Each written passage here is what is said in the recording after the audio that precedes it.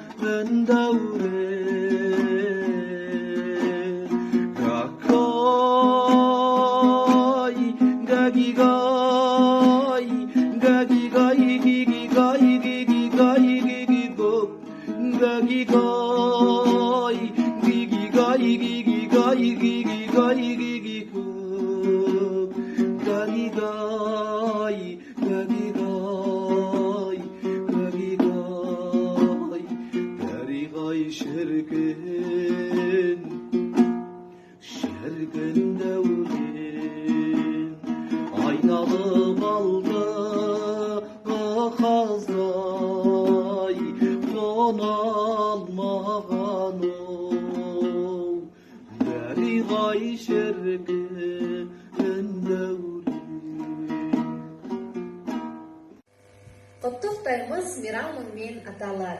Әр күлгенің бізге бақыт саналар. Еңбегіңді еш етпейтін өмірде елің, жұртың, ұл мен қызын бағалар. Ана мейір күн көзімен пара-пар, тұла бойға қуат болып таратар. Өміріме шуақ шашып әрқашан көп жасаңдар аталар мен аналар. Асқар тауым ақыл гөйім құлама, аспанымдай мәңгі жаса құлама. Ер жетсем де еркелеймін, қалмаймын, көз алдында сен тұрғанда ұлана.